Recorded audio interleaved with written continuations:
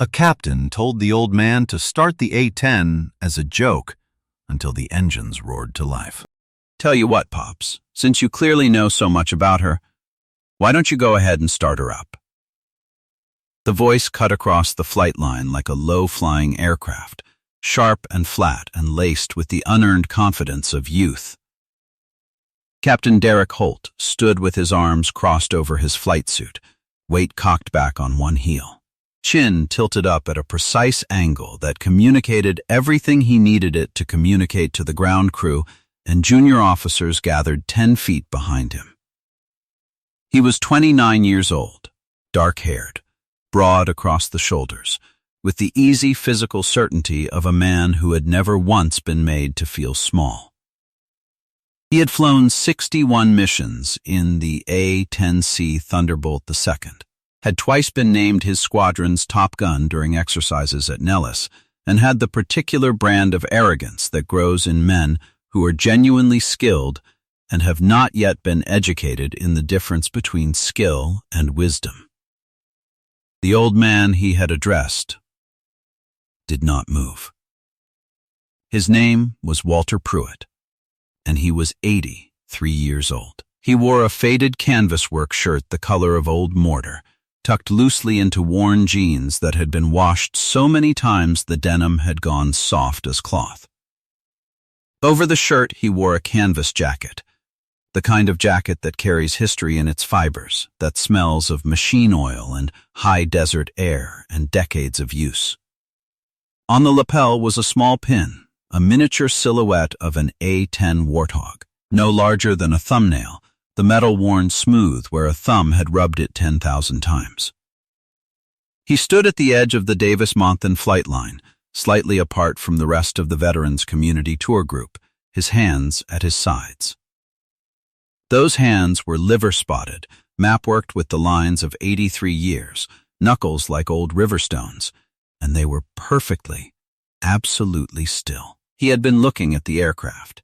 The A-10 sat on the ramp 30 feet in front of him, tail number 806, one of the 355th Wing's operational birds, freshly returned from a training sortie and not yet through post-flight. In the Arizona summer heat, the flight line at Davis-Monthan was a specific kind of punishment. The concrete radiated stored heat up through the soles of boots like something alive. The air smelled of JP-8 jet fuel in a way that stopped being a smell and became a weather system, hanging over the ramp in an invisible haze that tasted faintly metallic at the back of the throat. Somewhere behind the distant hangars a turbine was winding up, its whine rising and falling like a question asked repeatedly. The A-10s on the ramp stood in a row, massive and angular and deeply unglamorous gray iron gargoyles, stub-winged, thick-bodied, with the GAU-8 Avenger cannon housing jutting from the nose like a declaration. They looked exactly like what they were. Aircraft designed not for beauty, but for the kind of work that requires endurance.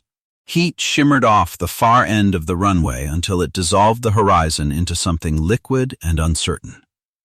Holt had noticed the old man 10 minutes ago when the tour group shuffled past the static display near the ramp access gate. The others had kept moving, taking photographs, listening to the young staff sergeant acting as docent.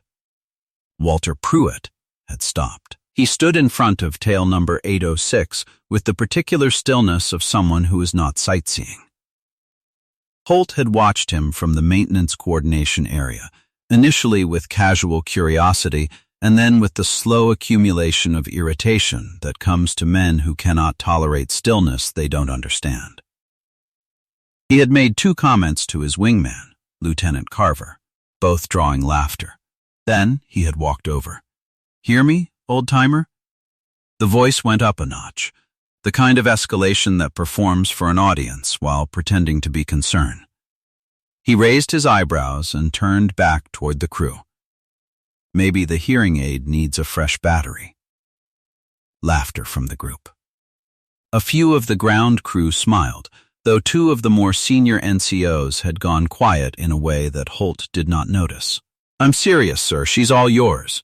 You seem to know something about her. Hop on up." He gestured toward the boarding ladder with a sweep of his arm that was a bow and a dismissal simultaneously, theatrical and complete. Walter Pruitt turned his head then, not his whole body, just his head, slowly. The way a man moves when he has decided to acknowledge something that has not yet earned his full attention. When his eyes found Holt's, Holt felt something that he would not be able to describe later, except to say that it was like looking at the surface of a frozen lake and understanding that there was an enormous amount of cold, dark water underneath. The eyes were pale blue, the color of a winter sky an hour after sunrise, and they absorbed his posture and his grin and his crossed arms without reflecting any of it back. The recoil of the GAU-8 on a full burst, Walter said, is approximately equal to the combined thrust of one of the TF-34 engines. His voice was low, the kind of sound gravel makes rolling down a dry hill. A lot of pilots don't know that. I always thought they should. He turned back to the aircraft. Holt stared at him for a moment. Then he laughed, a short, sharp sound, and turned to his audience again. Well, there you go. He spread his hands. Ladies and gentlemen, we have ourselves an expert. More laughter, more assured this time. He stepped to the side of the ladder access and swept one arm out in an exaggerated courtly gesture, chin-dipped in mock ceremony, like a mott presenting the evening's finest table. After you, sir. She's all yours. Show us how it's done. Walter Pruitt set down the pamphlet he had been holding and walked toward the aircraft. No one laughed. The laughter simply stopped, the way a faucet stops, because something about the way the old man walked, unhurried, direct, without a single glance at Holt or the crowd, communicated something that the laughter could not survive. He reached the base of the boarding ladder. He gripped the rails. He climbed. He climbed with the economy of motion of a man who has done this 10,000 times. Not fast. Not slow. One rung and then the next, each movement deliberate and exact, without the hesitation or the careful negotiation with gravity that men his age typically exhibit on ladders. He settled into the cockpit seat. He reached up and adjusted the mirror by a fraction of a centimeter without looking at it. His hands moved to the instrument panel. He did not reach for the checklist. The hands began to move. Left hand to the throttle quadrant, right hand traversing the panel in a sequence that had the quality of music, the quality of something so deeply memorized that it has passed through memory and become the body itself. He touched each switch, each guard, each button, not the way a man remembers, but the way a man breathes. The avionics master. The battery, the external power check. The sequence was correct. It was complete. It was flawless. The crew chief standing near the nose of the aircraft, a young airman who had been performing a post-flight inspection, straightened slowly without realizing he was doing it. And then the smell of the flight line vanished. It did not fade. It vanished. The JP-8 and the Arizona heat and the concrete were simply gone, replaced in a single moment by the smell of smoke and burning sand and something else. The smell of a landscape that is also a wound. The sound of the flight line dissolved into the rhythmic thump of rotor blades that were not there, the low crackle of a radio. A voice calling grid coordinates in the flat, clipped cadence of a man who is very afraid and will not say so. Walter Pruitt was 22 years old, and he was 30 feet above the desert floor south of Basra, and the ground below him was on fire. It was February 25th, 1991, Operation Desert Storm. He had been in country for 31 days, and had flown 43 missions and had not yet learned to stop counting. The ground commander's voice came through the radio with the particular quality of a 9-line briefing called in under fire. Precise, fast, slightly ragged at the edges, troops in contact, friendlies on the road, Iraqi T-72s from the northwest. danger close. Walter acknowledged, called his roll in, felt the aircraft settle into the dive. Off his left wing, in close formation, was Razor 2. Lieutenant James Digger Deal, 24 years old, from Laramie, Wyoming, who had a photograph of a brown horse taped to the dashboard of his car back at Al Jaber, and who owed Walter $20 from a card game 3 nights ago, and who had a particular laugh, high and quick, like something surprised, that Walter could pick out across a crowded mess hall. Walter rolled in on the first gun run. The aircraft shuddered the way it always shuddered, the way a living thing shudders as the targeting solution locked. He pressed the trigger. The GAU-8 fired. There is no adequate description of what it sounds like from inside the aircraft when the GAU-8 Avenger opens up. The sound that the world hears from below, that famous, terrifying burst, that 30mm ripping of the air, is not the sound the pilot hears. What the pilot hears is closer to the sound of the aircraft itself speaking, a vibration that begins in the airframe and moves through the seat and into the spine, a low, grinding roar that feels like controlled violence in the way that nothing else in aviation does. The T-72 on the road below came apart. Walter pulled off, climbing, turning back to check his 6. He called Winchester on that target. Razor 2 keyed his radio. Rolling in. Walter banked left to keep visual. He heard Razor 2's gun. He was watching the target area. He heard the pull-off call begin and then stop. Not complete. Begin and stop. He turned. The sky to the left and behind him was empty. 2 miles back, at his 7 o'clock low, a column of black smoke was rising from the desert floor with the clean, terrible verticality of something that has been interrupted mid-motion. It rose into the blue Iraqi sky and bent slightly in the wind and kept rising. Walter stared at it for 1 full second. The ground commander's voice came back on the radio, still in contact, still calling fire. Walter turned back toward the target area. He rolled in. He pressed the trigger again. He did this 3 more times. The radio frequency that Digger Deal had been transmitting on remained open. It remained open for the rest of the mission. It made no sound. It was the loudest thing Walter Pruitt had ever heard in his life, and 41 years later it was still the loudest thing he had ever heard in his life, and he expected it would remain so. The memory released him like an open hand. He was in the cockpit of tail number 806 on the flight line at Davis-Monthan Air Force Base, Tucson, Arizona, and his hands had not paused. The startup sequence was nearly complete. The hands had continued through the flashback because they did not need him anymore to do this particular thing.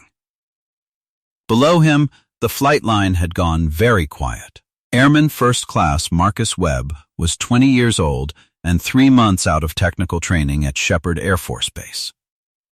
He had been working a post-flight inspection on the adjacent aircraft when the old man had climbed the ladder, and he had stopped working because something about what he was watching would not allow him to keep working. He had no framework for it yet. He was too young and too new to have one, but the body understands certain things before the mind does. And his body understood that what was happening in that cockpit was not what it appeared to be. Webb walked away from the aircraft. He walked around the nose of the adjacent hog, out of Holt's line of sight, and he took out his personal cell phone. He called the 355th Wing Command Post. The duty officer answered on the second ring. Professional and curious, Webb told her what he was watching. He gave the name from the tour manifest he had glanced at when the group came through the gate. He gave the tail number. The silence on the other end of the line was sudden and absolute. It lasted 4 full seconds. When the duty officer's voice returned, it was a completely different voice. Same person, different register, stripped of its routine professionalism and replaced with something tighter and more careful. She asked him to confirm the name. He confirmed it. She asked him to confirm the location. He confirmed it. She said, "Do not let anyone touch him. Stay where you are." Her voice went slightly distant, as if she had half turned away from the handset, and he could hear urgent murmuring in the background before the line went dead. In the 355th Wing Command Post, Colonel Ray Stinson had been on a phone call with the logistics branch about an upcoming inspection. His aide had walked in without knocking, something she had never done in 3 years, and had said a name. Stinson had set the phone down before she finished her sentence. He had come around his desk already reaching for his service cover. He had not said where to find his car, he had simply moved. On the flight line, Holt had reassembled his composure. The laughter was gone, but he had replaced it with authority, with the institutional certainty of a man who has a rank and a position and an aircraft with his name on the scheduling board. He stood at the base of the boarding ladder with his hands on his hips and his voice raised to the tone of a direct order. "Sir, I need you to exit the aircraft. This is not a request." He looked back at the ground crew. "Someone get me a ladder. I want that man out of the cockpit." No one moved to get a ladder. He didn't notice why. He didn't look at their faces. If he had looked at the face of the crew chief, or at Airman Webb, or at Staff Sergeant Patricia Ochoa, who had been the A-10 crew chief for 9 years, and who was standing 6 feet away with her arms at her sides, and something in her expression that Holt would have recognized as reverence if he had been looking, he might have understood something earlier. He was not looking. The GE F-34 engines began to spool. That sound begins at a register the ear almost doesn't catch, a low whistle, almost gentle, as though the machine is clearing its throat. Then it builds. It rises through registers that the chest cavity registers before the eardrum does. The 2 TF-34 GE-100 turbofan engines on an A-10 do not make a glamorous sound. They make an honest sound, the sound of serious mechanical work, of machinery that was designed for endurance rather than spectacle. It fills the space between the hangars. It moves across the ramp. Everyone on the flight line who had been in motion stopped being in motion. 300 yards away, the veterans' tour group turned as one. Captain Derek Holt stopped talking. The sound of a siren reached the flight line a moment later, distant, then building, then arriving in the form of 2 security forces vehicles and a dark blue command car that came around the south end of Hangar 3 at speed, the command car in the lead. They stopped 30 yards from the aircraft. The doors opened before the vehicles fully stopped. Colonel Ray Stinson walked out of the command car. He was 51 years old, with 3,400 hours in A-10s, and he did not rush, but the pace he set covered ground with a particular efficiency that had nothing to do with calm. His eyes found the cockpit immediately. He walked toward the aircraft. He passed Holt without looking at him. He stopped at the base of the boarding ladder and looked up at the old man in the worn canvas jacket sitting in the left seat of tail number 806. Walter Pruitt looked down at him. Something passed between them that had no language. Stinson turned. His eyes found Holt. They moved to Holt's hands, which were still on his hips. They moved back to Holt's face. Holt lowered his hands. Stinson turned back to face the aircraft. He straightened. He brought his right hand up to his service cover in the sharpest, most breathtakingly precise salute that anyone on that flight line, including a master sergeant with 22 years of service standing near the maintenance bay, including a lieutenant colonel who had flown 2 combat deployments and believed he had seen most of what the Air Force contained, had ever witnessed. His eyes were locked on the cockpit. His body was perfectly still. The salute held.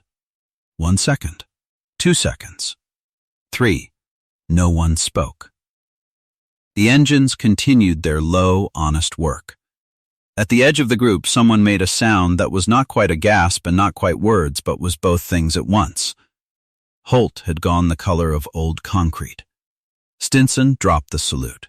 He turned to address the assembled ground crew, the officers, the members of the tour group who had drawn closer without deciding to. He did not raise his voice. He did not need to. "Walter James Pruitt," he said. Colonel, United States Air Force, retired.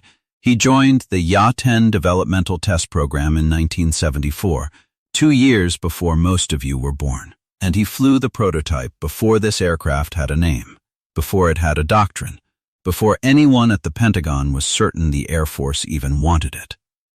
He spent 3 years at Edwards, putting this aircraft through its paces, writing the reports that determined what she could and couldn't do, arguing for the GAU-8 integration when there were generals who wanted to strip it out. He flew 112 combat missions in this aircraft during Desert Storm.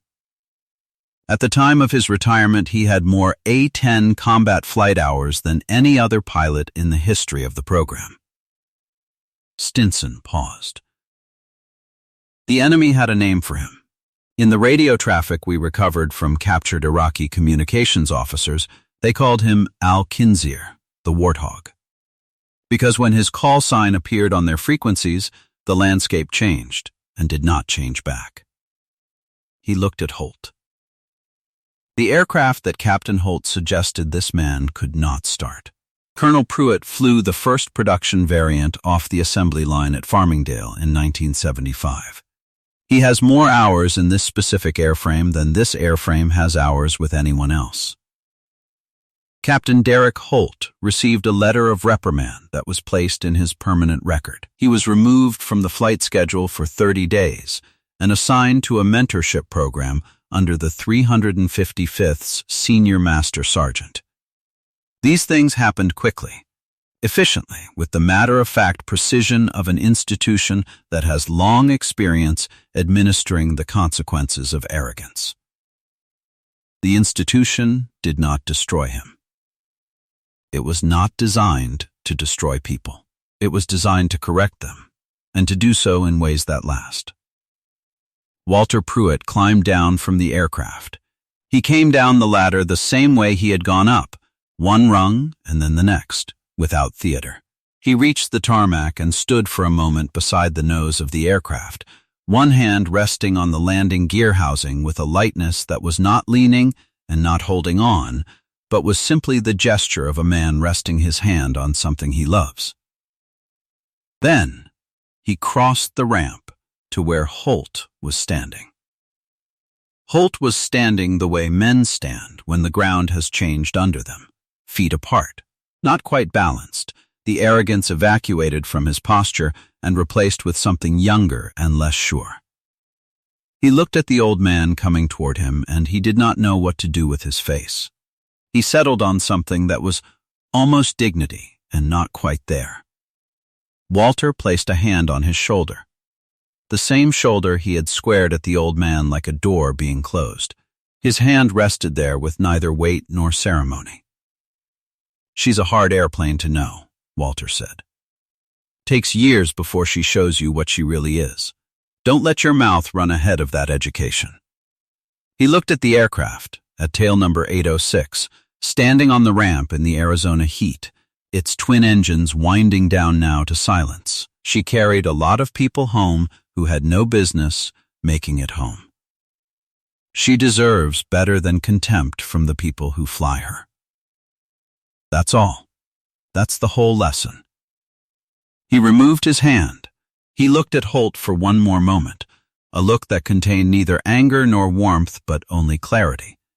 The look of a man who has seen enough of things that the relevant questions have stopped being complicated. And then he turned and walked back toward the tour group. The crowd parted for him without anyone deciding to. 3 weeks later, on a Tuesday morning in late July, Walter Pruitt was in a corner booth at the Desert Rose Diner on Aviation Highway, 4 miles from the main gate at Davis-Monthan. He had coffee and a newspaper and the particular ease of a man who has nowhere to be and has decided to enjoy that fact. The diner was mostly empty at 10:30 in the morning, a woman with a laptop near the window, a couple of retirees at the counter, the low murmur of a television with the sound turned down. The bell above the door sounded, and Derek Holt came in. He was in civilian clothes, jeans, a plain gray t-shirt, running shoes, and without the flight suit and the rank and the institutional context, he looked younger and somehow less assembled than he had on the flight line. The arrogance was gone from his posture, the way a tide goes out, leaving the true shape of the shoreline. He was thinner, or appeared so. He moved through the diner with the careful deliberateness of a man who is doing something that costs him something and has decided to pay it anyway. He saw Walter. He crossed to the booth. He stood at the edge of it. "Colonel Pruitt," he said, "I came to apologize, not because I was told to, because I owe it to you." He did not dress it up. He did not qualify it. He named what he had done and said it had been wrong and said he was sorry. It was a short apology, and it was complete. Walter looked at him for a moment. Then he picked up the laminated menu from beside the syrup and slid it across the table. "Sit down," he said. "Coffee's good here." Holt sat. The waitress came.